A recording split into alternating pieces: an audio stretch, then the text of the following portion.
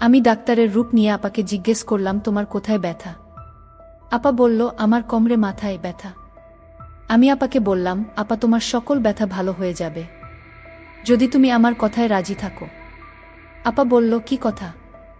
আমি বললাম, তোমার হাঁটুতে বা কোমরে একটা ঔষধ দিয়ে মালিশ করলে ভালো হয়ে যাবে, আর সেই মালিশটা আমার কাছে আছে।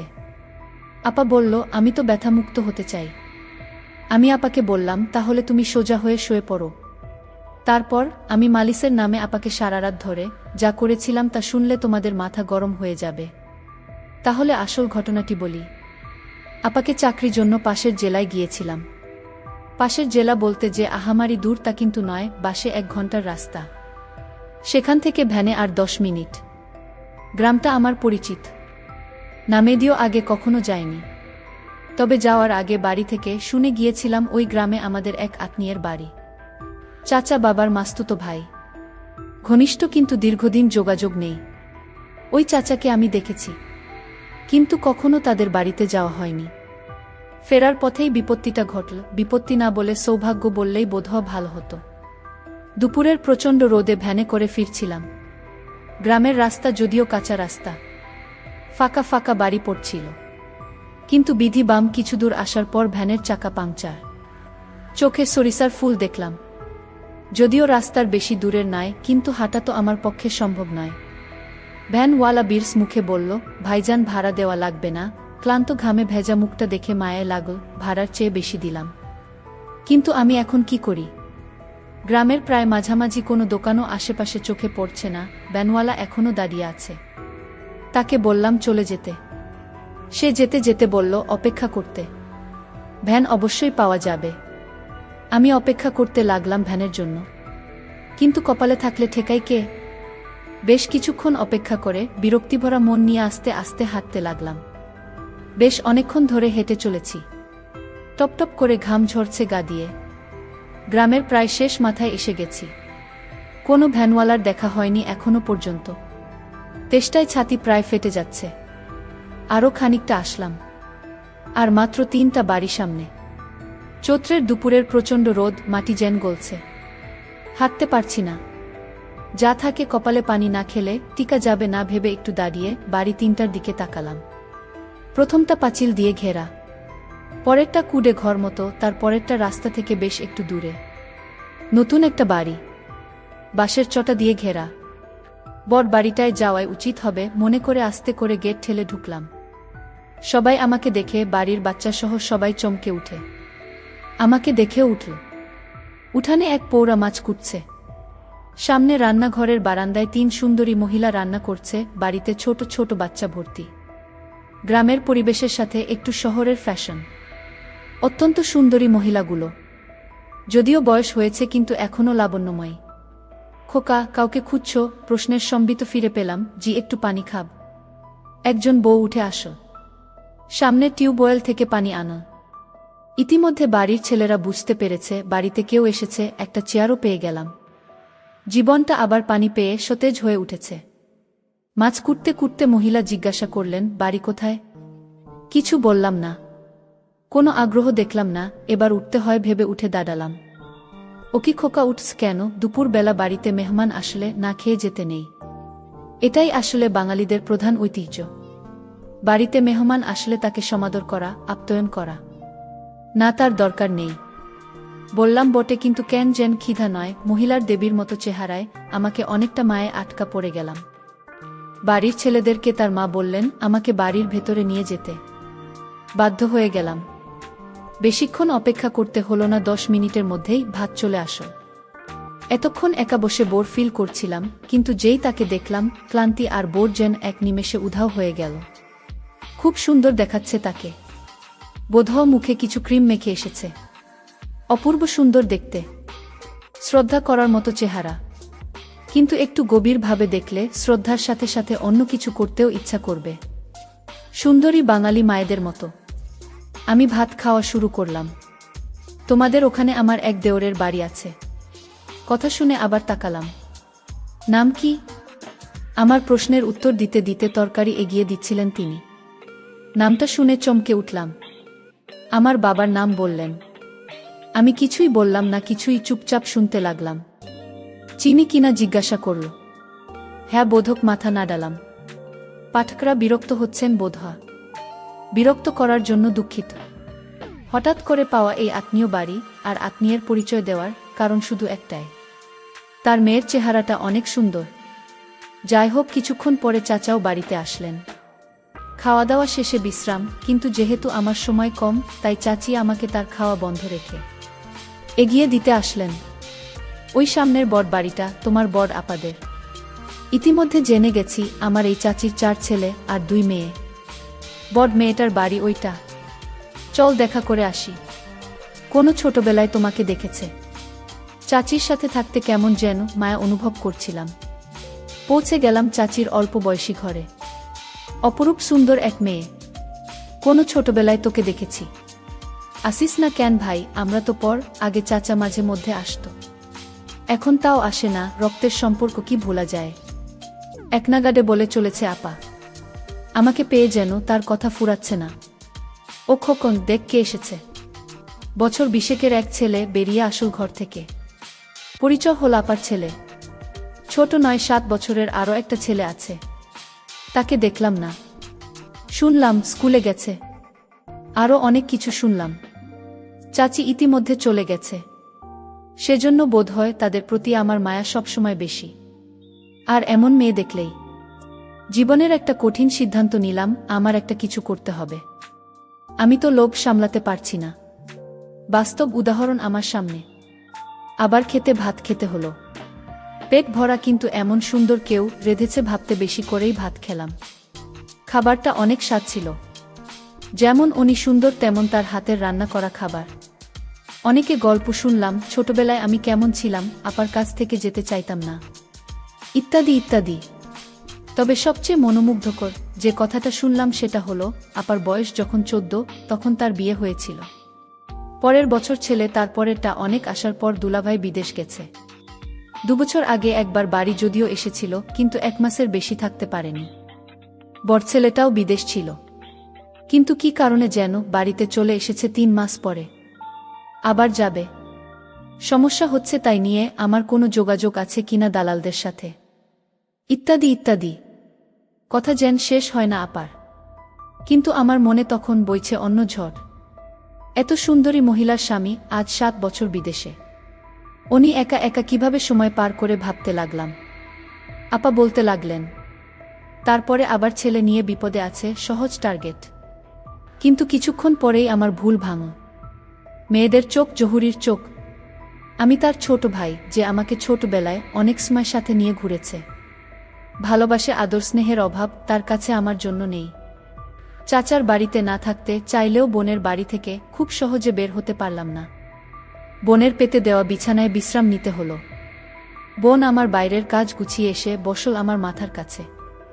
আমার সাথে ছোটবেলার গল্প করতে লাগলো। আমার মামিও আমার পাশে এসে এভাবে গল্প করত। অনেক অনেক দিন দেখিনি তাকে। হঠাৎ যেন সেই মামির কথাও মনে পড়ে গেল। দীর্ঘদিনের অভিজ্ঞতায় জানি কিভাবে মেয়েদেরকে পটাতে হয়। সহজ তরিকা তাদের চেহারা আর সৌন্দর্যের প্রশংসা করা। সেটাই করছিলাম।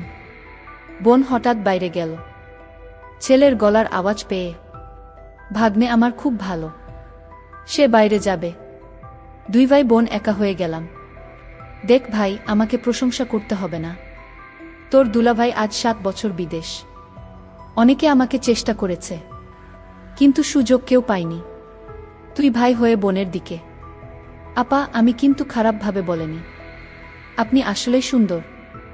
না রে ভাই, এখন আর সুন্দর কই, আগে তো দেখিসনি। দেখলেও তোর মনে নেই। এখন গায়ের রং পুড়ে গেছে, বুড়ো হয়ে গেছি। বুঝলাম অনেকে চেষ্টা করলেও আমি ব্যর্থ হচ্ছি না। অসৎ কেবল কাজ শুরু করেছে। তবে সময় দিতে হবে, ধীরে ধীরে আগাতে হবে। তড়িঘড়ি করলে সব হারাতে হবে। অনেকক্ষণ থাকলাম, বিভিন্ন কথা বললাম, শুনলাম। আসার সময় অন্যায় আবদারটা করেই বসলাম। এগিয়ে দিতে এসে তার ছেলের ব্যবস্থাটা করার কথা আর বলল না। চিন্তায় পড়ে গেলাম, আমাকে কি খারাপ ভাবল। কাজের চাপে 2 দিন মনে ছিল না তার কথা। আসার সময় মোবাইল নাম্বার নিয়ে এসেছিলাম। হঠাৎ সন্ধ্যায় রিং বেজে উঠল। ভাই কেমন আছো? বোনের কথা এত তাড়াতাড়ি ভুলে গেলে? যথারীতি বোন বাড়িতে একা, কিন্তু যে অভাব নেই বুঝলাম তার কথাবার্তায়। আমাকে বসতে দিল কিন্তু বারান্দায়, এমন জায়গায় কিছু করা যাবে না। কৌশল খুঁজতে লাগলাম। বেশ কিছুক্ষণ কথা হলো বড় ছেলে নিয়ে, তারপরে আসল কৌশল প্রয়োগ করতে গেলাম। অধিকাংশ মেয়েদের কিছু কমন রোগ থাকে, মাজায় ব্যথা, মাথা ঘোরা, চোখে ঝাপসা দেখা ইত্যাদি ইত্যাদি। ঘরে যাওয়ার সুযোগ পাচ্ছি না। আমি বারান্দায় চেয়ারে বসা, আর বোন দাঁড়িয়ে দাঁড়িয়ে আমার সাথে কথা বলছে। আপনার প্রেশার কেমন আপা? শরীরও তো খারাপ মনে হচ্ছে। আর বলো না ভাই, প্রেশার ঠিক আছে, কিন্তু মাঝে মধ্যে মাথা ঘোরে, বেশিক্ষণ দাঁড়িয়ে থাকতে পারি না, মাজায় ব্যথা হয়। আমি এখন চিন্তা করতে শুরু করলাম, কোথায় ব্যথা দেখান তো, এই ব্যথা কোনো সমস্যা নাকি, এখন এক ধরনের মালিশ পাওয়া যায়, ইত্যাদি ইত্যাদি। না থাক, দেখতে হবে না, ডাক্তার দেখাচ্ছি। আরে আপা, আপনি আমার কাছে লজ্জা করছেন। আপা, রোগ কিন্তু পুষে রাখতে নেই, এমনি আপনার অল্প বয়সে বাচ্চা হয়েছে, এ সমস্ত উপসর্গে পরে কিন্তু বড় রোগ হয়ে যেতে পারে। আরও দুলাভাই বাড়িতে নেই, এখন যদি আপনার একটা বড় রোগ হয়ে যায় তাহলে আপনার কি হবে ভেবে দেখেছেন আপা? ঘরে চলেন দেখি কোথায় সমস্যা। পুরন অভিজ্ঞতায় জানি এ সময় তাড়াহুড়া করতে যেমন নেই, তেমনি আয়ত্তের বাইরে যেতে ও দেওয়া যাবে না, তাহলে সব শেষ হয়ে যাবে। আপার আগে আমি ঘরে প্রবেশ করলাম, জানালা এখন অবধি বন্ধ, বিছানার উপর মশারি ঝুলছে। নিজে আগে যেয়ে বসলাম। আপাও আসল, কিন্তু দূরে টেবিলের কাছে দাঁড়াল। আপনার কোথায় ব্যথা হয় আসলে? আপা বললেন কোমরে, আর বেশি মাথায় ব্যথা হয়। আমার মাথায় বেশি ব্যথা হয়, নিঃশ্বাস নিতে কষ্ট হয়। আমার প্রশ্নে আমি জানি কি উত্তর দেবে, কেননা পরিশ্রম করার পর সবারই নিঃশ্বাস নিতে কষ্ট হয়। আপা উত্তরও তাই দিল, অনেকক্ষণ কাজ করলে নিঃশ্বাস নিতে কষ্ট হয়। শরীরে ব্যথা হয় কি? পাকা ডাক্তারের মতো প্রশ্ন করে যেতে লাগলাম। না, হালকা হয় বোধ হয়, বাম পাশে না ডান পাশে, মাঝে মাঝে হয় বাম পাশে। এর আগে কোনো চিকিৎসা নিয়েছেন আপা? না, আমি এর আগে কোনো চিকিৎসা নেইনি, কারণ বাড়ির নানান কাজে আমার সারাক্ষণ পড়ে থাকতে হয়, আর তাই সুযোগ পেলাম কোথায় ডাক্তারের কাছে যাওয়ার। আপা তুমি চিন্তা করো না, আমি ডাক্তারি পড়ালেখা করেছি, আমি প্রতিদিন একটা প্রাইভেট ক্লিনিকে রোগী দেখি। তারপর বোন বলল, তুই এত বড় ডাক্তার হয়ে গেছিস, সেটা তো আমি জানতাম না, আজ জানলাম। আমি বোনকে বললাম, তোমার যত সমস্যা আছে আমার কাছে বলো, আমি সমাধান করব। তোমার কি শুধু মাথা ব্যথা? তুমি তো মিথ্যা কথা বলছেন আমার সাথে, আপনার তো হাঁটুতেও ব্যথা হয়। হ্যাঁ হয়, নিঃশ্বাস নিতেও কষ্ট হয়। আসেন তো বসেন এখানে। আমি তাকে বললাম, নিঃশ্বাস নিন তো জোরে। আপা নিঃশ্বাস নিতে লাগল। আমি বললাম, আপা আপনার হাঁটুতে ব্যথা কতদিন ধরে? আপু বলল, অনেক দিন ধরে হাঁটুতে ব্যথা। আমি বললাম, আপা আমি আপনাকে একটা মালিশ দিব, সেই মালিশ যদি হাঁটুতে ব্যবহার করেন তাহলে ব্যথা দ্রুত ভালো হয়ে যাবে। আপা বলল, দেখ ভাই, আমি কোনো কাজকাম ঠিকমতো করতে পারি না, একটু বাড়ির কাজ করলেই আমার হাঁটুতে ব্যথা শুরু হয়ে যায়, আবার নিঃশ্বাস নিতে কষ্ট হয়। আমি আপাকে বললাম, আপা আপনি চাইলে এই রোগ থেকে মুক্তি পেতে পারেন। আমি বললাম, কিভাবে ভাই? আপা আপনি শুধু আমি যা বলবো তাই করবেন, তাহলেই আপনার শরীর থেকে সমস্ত ব্যথা সরে যাবে, আপনি আগের মতো ভালো করে ঘরের সমস্ত কাজ করতে পারবেন, আর আপনার নিঃশ্বাস নিতে কষ্ট হবে না। আমি ভাইয়ের কথা শুনে অনেকটা সাহস পেলাম। আমার পাশে এত বড় ডাক্তার থাকতে আমি তাকে কি হাতছাড়া করতে পারি? আমি বললাম, ভাই আমার এখন কি করতে হবে সেটা বল। আমি বললাম, আপনার হাঁটুর জয়েন্টে যে ব্যথা সেটা সরাতে গেলে আমি একটা ঔষধ দিব, সেটা দিয়ে প্রতিদিন ভালো করে মালিশ করতে হবে, তাহলেই ব্যথা সরে যাবে। আমি বললাম, তাহলে ভাই দাও সেই ঔষধ, আমি মালিশ করে নিব। ভাই বলল, তুমি নিজে নিজে তা পারবে না, আমি একদিন দেখিয়ে দিব, তারপর অন্য কাউকে দিয়ে মালিশটা করালেই ব্যথা কমে যাবে। ঠিক আছে ভাই, তাহলে তুমি ওষুধটা দিয়ে মালিশ করে দেখিয়ে দাও, আমি পরে বুঝে নিব। আমি মনে মনে ভাবলাম, আপা এইমাত্র লাইনে আসছে। আসলে আপার সত্যি সত্যি হাঁটুতে ব্যথা ছিল। আমি বললাম, আপু আজ তোমার বাড়িতে রাতে কে কে থাকবে? আপা বলল, কে আর থাকবে, আমি আমার ছেলে, আর কেউ তো নাই। আমি বললাম, তাহলে আপা আপনি আজ একা রুমে ঘুমাবেন? আপা বলল, কেন? আমি বললাম, আপনার জন্য আমি মালিশ নিয়ে আসবো তাই।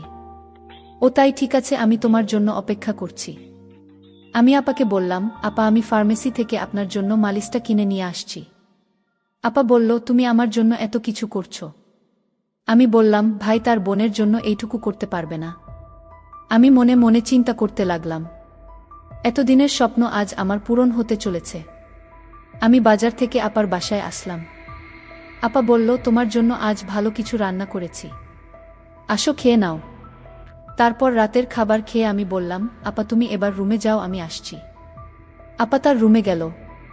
আমি তার রুমে গিয়ে দরজা বন্ধ করে দিলাম। তারপর আপাকে বললাম, আপা আমি এবার তোমার চিকিৎসা শুরু করতে পারি।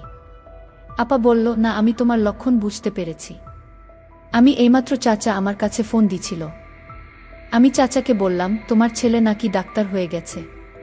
চাচা বলল, আরে কি বলো, ও তো মেট্রিক পাশ করেনি, তাহলে ও কি করে ডাক্তার হবে? ওর এসব ভণ্ডামি ছাড়া আর কিছুই নয়, ওর কথা তুমি বিশ্বাস করো না। আমি বললাম, আপা আসলে আমি। চুপ, তুই আর একটা কথাও বলবি না। তোর মতো মিথ্যাবাদীকে আমি কিছুইতে পছন্দ করি না। তুই এখন বের হয়ে যা। আমি তোকে অনেক বিশ্বাস করেছি, আর সেই বিশ্বাসের সুযোগ নিয়ে তুই আমার সাথে। ভাবতেই পারছি না। চলে যা আমার ঘর থেকে, তোর এই মুখ আর আমি দেখতে চাই না। আমি বাধ্য হয়ে আপার রুম থেকে বের হয়ে চলে আসলাম। আমার স্বপ্ন আর পূরণ হলো না। বন্ধুরা, আজকে গল্পটি কেমন লাগলো তা অবশ্যই কমেন্ট করে জানাতে ভুলবেন না। আর এরকম মজার মজার গল্প পেতে আমার চ্যানেলটিকে সাবস্ক্রাইব করে পাশে থাকবেন। ধন্যবাদ।